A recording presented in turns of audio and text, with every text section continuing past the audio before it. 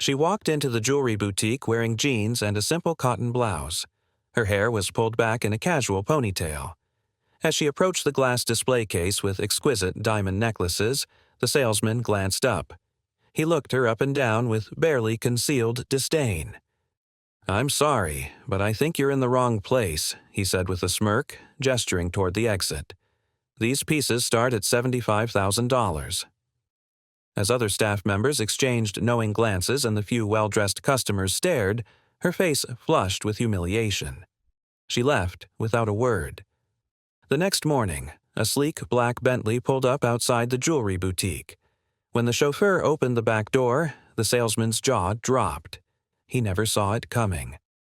Elysium Jewelers sparkled under the morning light. Its elegant storefront showcased treasures that most people would only admire through glass. Sapphires, emeralds, diamonds, each more breathtaking than the last. Olivia Parker, Liv to those who knew her, stepped through the ornate doorway. Her brown ponytail bounced slightly with each step. Her simple cotton blouse, well-worn jeans, and minimal makeup reflected a woman who valued practicality over presentation. At 37, she exuded a quiet confidence that came from knowing exactly who she was. What wasn't apparent from her modest appearance was that Olivia was the founder and driving force behind the Parker Foundation for Pediatric Cancer Research. It was an organization that had funded groundbreaking treatments and supported thousands of families through their darkest hours. Years before meeting her now husband, she had built the foundation from nothing. She had channeled her grief over losing her younger sister to childhood leukemia into creating real change. As she entered the boutique, her eyes immediately fell on a stunning sapphire and diamond necklace. It would be perfect for her mother's 65th birthday. Her mother had always dreamed of owning fine jewelry. After supporting Olivia through her sister's illness and the difficult years that followed, Olivia wanted to give her something truly special. She could easily afford it. Her foundation's success and personal investments had made her comfortable in her own right, though few knew that. Across the showroom, Victor Reynolds adjusted his Italian silk tie and straightened his bespoke suit. As sales director of Elysium Jewelers, he prided himself on being able to spot serious buyers instantly. At the sight of Olivia in her casual clothes, he smirked and nodded to his colleagues. This would be amusing. "Good morning." Olivia smiled at a young saleswoman named Emma who approached her. "Welcome to Elysium Jewelers. I'm Emma. Is there something specific you're interested in today?" Before Olivia could respond, Victor smoothly intercepted. "I'll handle this, Emma," he said. Then he turned to Olivia with a practiced smile that didn't reach his eyes. "Looking for directions, ma'am." And just like that, Olivia's day at the jewelry boutique began. A day that would change perspectives for everyone involved. "Actually," Olivia replied pleasantly, "I'm interested in that sapphire necklace." She pointed to the $95,000 piece displayed on the velvet-lined platform. Victor Reynolds' smile tightened.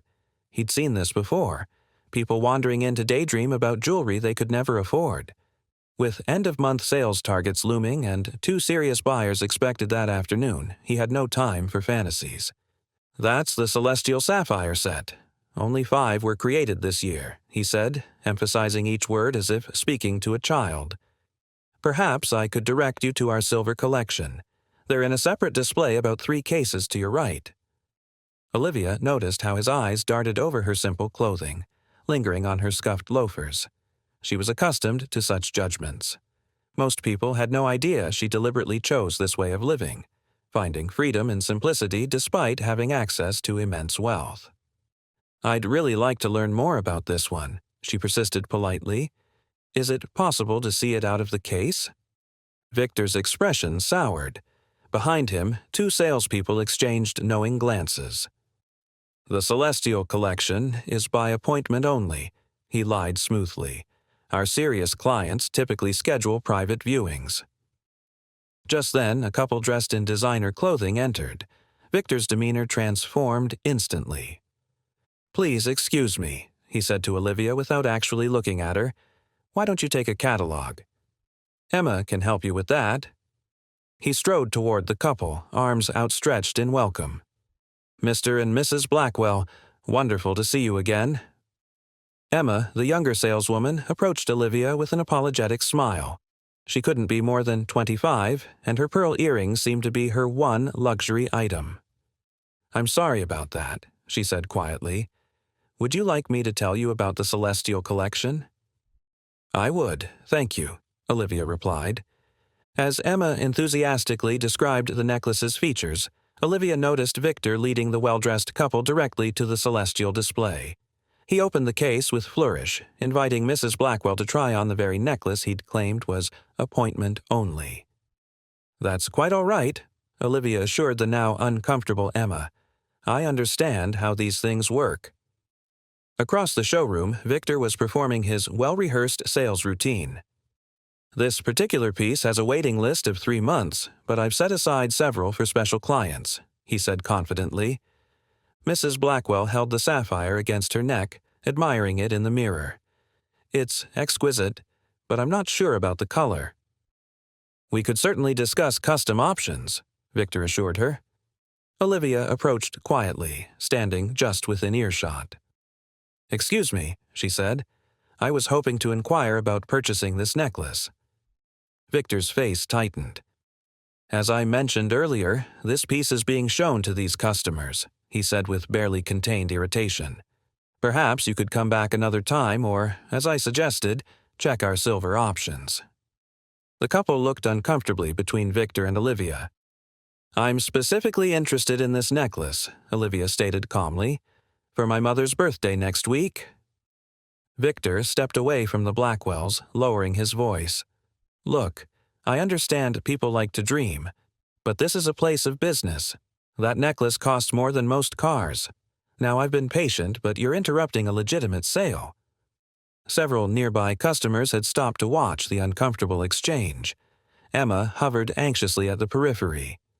"I'm prepared to make a cash purchase today," Olivia said, maintaining her composure. That was when Victor's professional veneer completely cracked. He laughed, a short, harsh sound that echoed across the showroom floor. Several heads turned. "A cash purchase? Really?" His voice was louder now, designed to humiliate. "This isn't a flea market. We're talking about nearly $100,000. People who can afford these pieces don't dress like—" He gestured dismissively at her outfit. Olivia felt her cheeks flush, not from embarrassment but from a slow-building anger. Not for herself. She'd experienced such treatment before, but for anyone who had ever been judged by their appearance. "I believe my money is as good as anyone else's," she said quietly. Victor stepped closer, towering over her. "Let me be clear," he said, no longer bothering to hide his disdain. "You are wasting my time and embarrassing yourself. Either make an appointment for a serious discussion, dressed appropriately, or please leave the premises." The boutique had gone silent. The Blackwells had stepped away from the display, visibly uncomfortable. "Is there a problem here?" A newer voice joined the conversation. The boutique's owner, Victoria Elliott, attracted by the commotion, approached with concern. Victor straightened his tie. "No problem, Ms. Elliott. Just explaining to this lady that we operate by appointment for serious buyers." Victoria Elliott assessed the situation quickly, taking in Olivia's simple appearance and the watching crowd. Her expression made it clear which side she was taking. "I see," she said. "Ms. Parker," Olivia supplied. "Olivia Parker." "Ms. Parker, perhaps there's been a misunderstanding. Our clientele typically, well, they understand the exclusivity of our pieces." "I understand perfectly," Olivia replied, her voice steady despite the humiliation burning in her chest. "Your sales director has made your policies quite clear." Victor stepped forward again, his voice dripping with condescension. "If you're genuinely interested, which I doubt, you can call for an appointment. But I'd suggest bringing proof of funds and dressing the part. These pieces," he gestured around the showroom, "are for a certain class of people." A murmur rippled through the onlookers. Someone snickered. Olivia looked around at the judging faces, at Victor's smug expression, at the owner's tacit approval of her employees' behavior. She'd faced discrimination before, but rarely so blatantly, so publicly. "I see," she said simply. With dignity intact but spirits bruised, she turned and walked toward the exit. Behind her, she heard Victor's voice, not quite quiet enough. Some people just don't know their place. As she pushed through the glass doors into the morning sunlight, Olivia pulled out her phone. The humiliation stung, but a small, resolute smile formed on her lips as she dialed. The Parker estate sat on 3 quiet acres outside the city. Its understated elegance revealed nothing of the billions behind its ownership. Nathan Parker preferred it that way. At 43, the tech entrepreneur had revolutionized cloud security technology, building a fortune while maintaining a deliberately low profile. When Olivia entered his home office, Nathan looked up from his desk, immediately setting aside his work. 12 years of marriage had taught him to read her expressions with precision. Something was wrong. "What happened?" he asked, moving around the desk to meet her. Olivia sank into a leather chair, the morning's events washing over her. "It was educational," she said with a wry smile that didn't reach her eyes. She recounted the experience at the jewelry boutique, the condescension, the humiliation, the blatant discrimination. As she spoke, Nathan's expression darkened, but he remained silent, giving her the space to process. "It's not about me," she concluded. "I have the privilege of walking away knowing the truth. But how many people get treated that way every day without the comfort of knowing they actually could afford what they're being denied?" Nathan nodded thoughtfully. In their years together, this was what had always moved him most about Olivia, her consistent concern for others, even when she herself had been wronged. "So, what would you like to do about it?" he asked finally. "Part of me wants to do nothing," she admitted. "Just buy Mom's gift elsewhere. But then I think about that young saleswoman, Emma, who treated me with respect regardless of how I was dressed, and I think about all the people who face that kind of judgment without having any recourse." She looked directly at Nathan. "These people need to understand that worth isn't determined by appearance, but I don't want vengeance. I want awareness." Nathan nodded slowly, a plan forming. "I think I might have an idea that accomplishes both." "Nothing too dramatic," Olivia warned, knowing her husband's protective instincts. "No buying the boutique and firing everyone." Nathan laughed. "Nothing so cliché. But maybe," he leaned forward, eyes twinkling, "a little education is in order." Together, they crafted a plan, not for revenge, but for enlightenment, something that might change perspectives more effectively than simple retribution. "Are you sure you don't want to come along?" Nathan asked when they'd finalized the details. Olivia shook her head. "This isn't about me needing to witness their comeuppance. It's about them learning to see beyond appearances." She paused, then added with a smile, "But I expect a full report." As evening settled over their home, Nathan made several phone calls, setting things in motion for the following morning. Tomorrow would bring a powerful lesson in humility and the danger of assumptions, not just for Victor Reynolds, but for everyone at Elysium Jewelers. If you're enjoying this story, hit that subscribe button and join our community of story lovers. Now, let's get back to see what happens next. The following morning arrived with picture-perfect weather.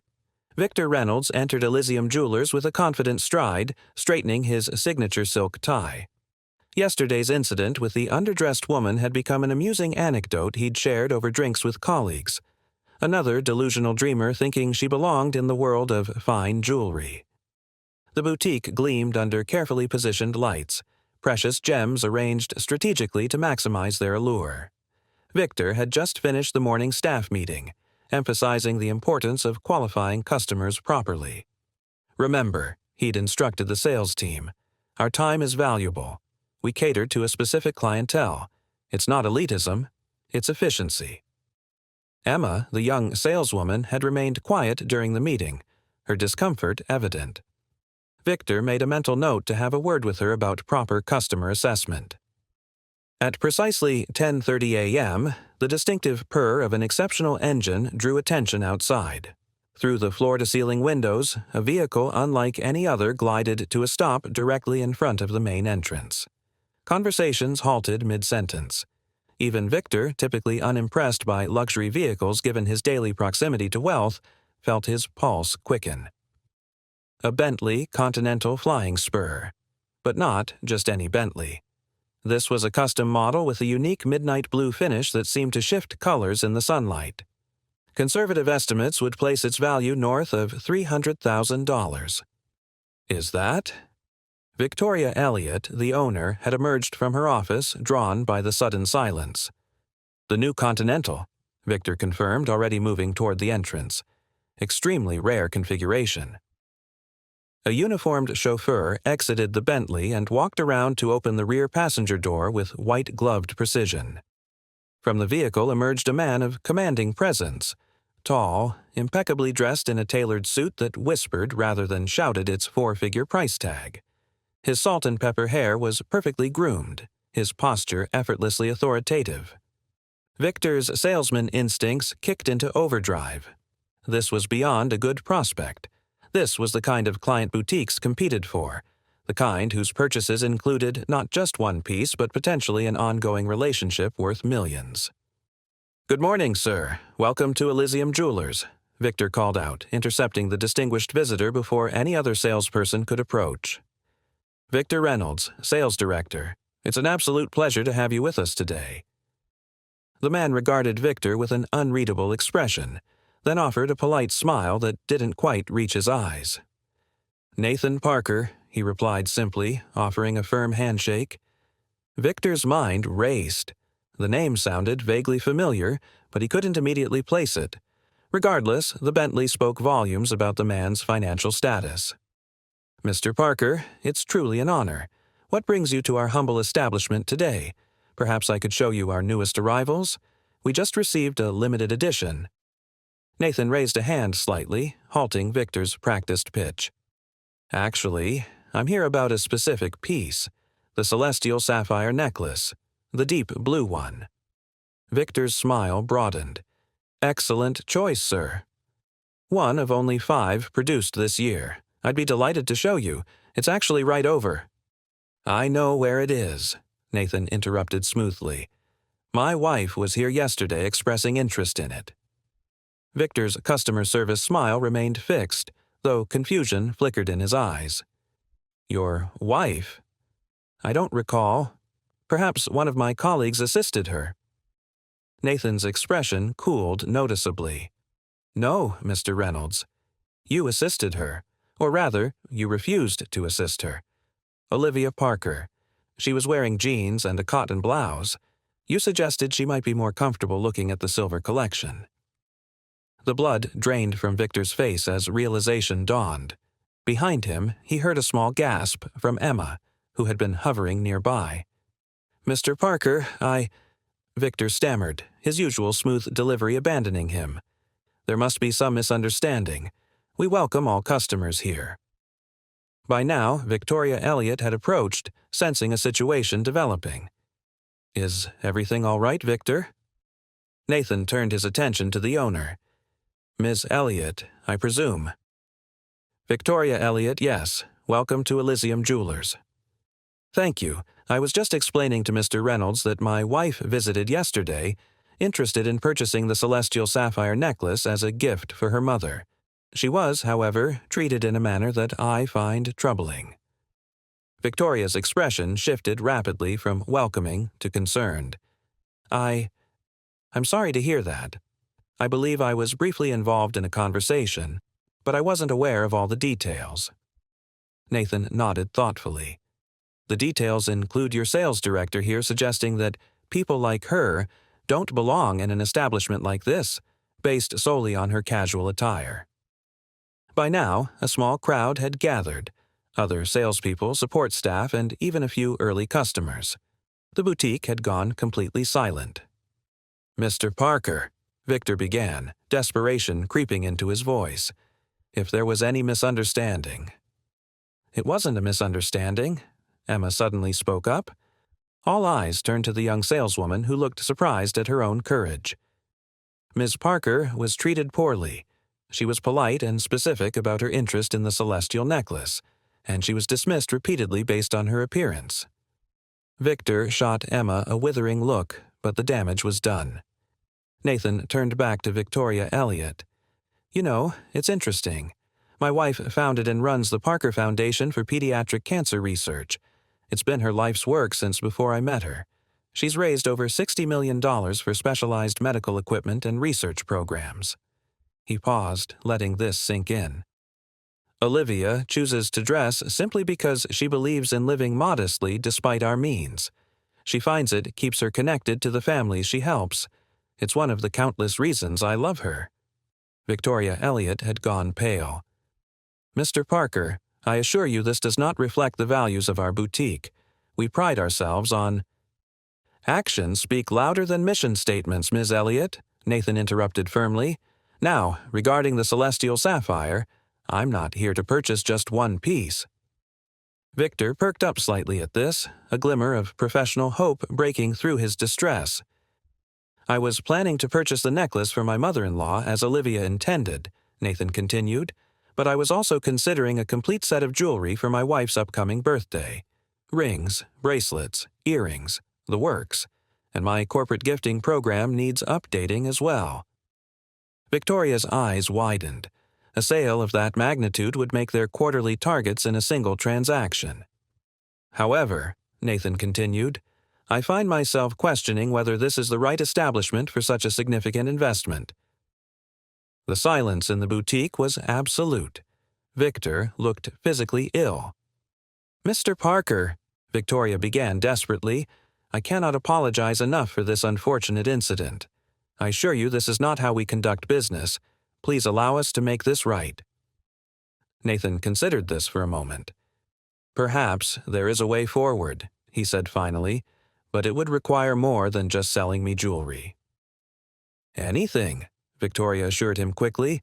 "The Parker Foundation is hosting a benefit gala next month. We're raising funds for a new cancer treatment wing at Children's Hospital." He turned to Victor. "I think your presence would be educational." Victor swallowed hard. "Sir?" "Not as a guest," Nathan clarified. "As a volunteer. The foundation is always looking for people to help with setup, to assist the families, to see firsthand the work being done." The implications were clear. This wasn't just about selling jewelry anymore. It was about learning a fundamental lesson in human value. "Additionally," Nathan continued, addressing Victoria Elliott, "the boutique might consider implementing a training program on unconscious bias. I know several excellent consultants." Victoria nodded emphatically. "Absolutely, we would welcome such an initiative." "As for the jewelry," Nathan turned to Emma, the young saleswoman who had spoken up, "I'd like you to handle all the paperwork, starting with the celestial sapphire for my mother-in-law." Emma's eyes widened. "Me? Thank you, sir. I'd be honored." "Good," Nathan said with finality. "Now, shall we discuss the specifics of the other pieces?" As they moved toward Victoria's office, Nathan paused in front of the celestial sapphire display, running his hand along the velvet tray. "My wife has excellent taste, doesn't she?" Behind them, Victor Reynolds stood motionless, his perfect world fundamentally altered. The harsh truth had finally dawned on him. He had revealed his character not by how he treated those he thought important, but by how he treated those he believed were not. 1 month later, the Parker Foundation Benefit Gala transformed the grand ballroom of the city's most prestigious hotel into a celebration of hope. Families affected by pediatric cancer, medical professionals, donors, and supporters mingled beneath crystal chandeliers while a string quartet played softly in the background. Near the entrance, Victor Reynolds, dressed not in his usual designer attire but in the event staff uniform, directed guests and assisted a young girl in a wheelchair. Her head was wrapped in a colorful scarf, but her smile was radiant as Victor knelt to her level, listening intently to something she was saying. The past month had changed him profoundly. His volunteer work at the foundation had started as an obligation, the price of professional survival. But something unexpected had happened as he witnessed the courage these children faced their illnesses with, and the dignity with which their families supported them. Across the room, Olivia Parker, elegant in a simple blue dress, approached him. Despite knowing who she was now, Victor was struck again by her lack of pretension. The woman who could have worn millions in jewelry had chosen only a modest pair of pearl earrings, the kind he would have dismissed as insignificant just a month ago. "How are you finding the experience, Victor?" she asked. He considered the question seriously. "Humbling," he finally answered, "and necessary." Olivia nodded. "Sophie seems to have taken a liking to you," she observed, referring to the girl in the wheelchair. "She's teaching me about courage," Victor admitted. "Apparently, I have a lot to learn." This drew a genuine laugh from Olivia. "She's an honest teacher." Victor's expression grew serious. "Mrs. Parker, I know I've apologized formally, but I need to say it directly. I'm truly sorry for how I treated you. There's no excuse." "You're right, there isn't," she agreed, but without malice. "The question is what you've learned. That worth isn't determined by appearance, position, or possessions," he said thoughtfully, "and that everyone deserves respect until they prove otherwise. Not the other way around." "Good lessons," Olivia acknowledged. "Expensive ones, too, I imagine." Victor nodded ruefully, thinking of the substantial business the boutique had lost when Nathan Parker decided to purchase only the one necklace and not the additional collection worth nearly $500,000. "Worth every penny," he replied sincerely. Across the room, Nathan joined them, placing a gentle hand on his wife's shoulder. "Victor was just sharing some of his insights," Olivia explained. Nathan nodded. "I hear you've become quite involved with our family support program." "Yes, sir. In fact, I've signed up to continue volunteering after my required period." He hesitated, then added, "And I've been working with Ms. Elliott on revamping our customer approach at the boutique. No more qualifying by appearance." "I'm glad to hear it," Nathan said, then surprised Victor by adding, "Which reminds me, that jewelry collection I mentioned. We're still in the market. Perhaps you could handle that transaction. Emma speaks highly of how you've been mentoring her." Victor's expression registered shock before settling into genuine gratitude. "I would be honored, Mr. Parker. Truly honored." Later that evening, as the event wound down, Victor watched Olivia and Nathan Parker working the room, not flaunting their wealth or influence but connecting genuinely with each child and family. He reflected on how completely his perception had been transformed. A month ago, he would have dismissed someone like Olivia Parker based on her casual appearance. Now he understood that true value ran deeper than designer labels, luxury cars, or executive titles. As Victor helped Sophie back into her wheelchair after a photo session, the girl grinned up at him. "You know what, Mr. Victor? You're pretty cool for a grown-up." Victor smiled. "Coming from you, Sophie, that's the highest compliment I've received in a very long time." And he meant it. The following week, Olivia Parker returned to Elysium Jewelers. This time she was greeted warmly by every staff member, including Victoria Elliott herself. Emma, recently promoted to senior sales consultant, proudly showed Olivia the newly instituted customer service training program. "We've completely revised our approach," Emma explained. "We're now focused on making everyone feel welcome, regardless of appearance." Victor, now mentoring new staff on inclusive customer service, approached with a velvet box. "Mrs. Parker, your mother's birthday gift is ready." He opened the box to reveal the celestial sapphire necklace, now elegantly packaged for gifting. "We've included a card expressing our gratitude for the lessons your family has taught us." Olivia accepted the package with a genuine smile. "I appreciate that, Victor. My mother will treasure this. Not just for its beauty, but for the story behind it." As Olivia prepared to leave, Victor escorted her to the door. "Mrs. Parker, if I may ask, why did you choose our boutique that day? There are dozens of fine jewelry stores in the city." Olivia considered the question. "I'd heard you had the finest pieces, but also that your customer service could be selective. I suppose I wanted to see for myself." "And now?" Victor asked. "Now I'd say you're learning that the true measure of luxury isn't just in your jewelry, but in how you treat people," she replied. "My foundation works with families from all backgrounds. Some arrive in limousines, others on public transportation. Their children's lives are equally precious." Victor nodded thoughtfully. "I understand that now." Thank you for the education, expensive as it was. The most valuable lessons often are, Olivia said with a smile, but worth every penny. As Olivia left the boutique, Victor Reynolds turned to welcome a new customer, a woman in simple jeans and a t-shirt, looking somewhat uncertain as she approached the sapphire display. A month ago, he might have dismissed her immediately. "Good morning," he said warmly. "Welcome to Elysium Jewelers. How may I help you today?" The following weekend, in a modest home across town, Olivia's mother celebrated her 65th birthday surrounded by family. When she opened the elegant box containing the celestial sapphire necklace, tears filled her eyes. "It's too much, Olivia," she whispered. "It's beautiful, but far too extravagant." "It's exactly right," Olivia replied, helping her mother fasten the clasp. "It's to remind you that your worth has always been immeasurable to me." As her mother admired the necklace in a mirror, Nathan leaned close to his wife. "Was it worth it?" he asked quietly. Olivia watched her mother's joy, then thought of the changes at the boutique, of Victor's transformation, of Emma's promotion, of all the people who might now be treated with dignity regardless of their appearance. "More than worth it," she replied. "Sometimes the price of education is high, but the returns are priceless." Nathan smiled, squeezing her hand. "That's why I married you. You never see just jewelry or cars or houses. You see opportunities to make the world a little better."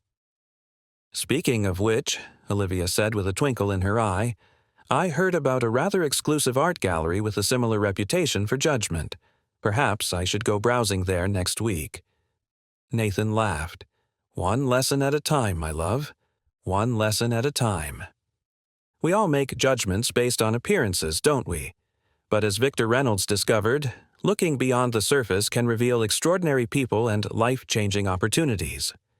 If this story resonated with you, please hit that subscribe button and join our community of story lovers. We'd love to hear your thoughts in the comments below. Have you ever misjudged someone based on their appearance or been misjudged yourself? Your experiences might inspire others. And remember, the true measure of wealth has nothing to do with your bank account. It's about how you treat others when you think no one important is watching. See you in our next story, where another powerful lesson awaits.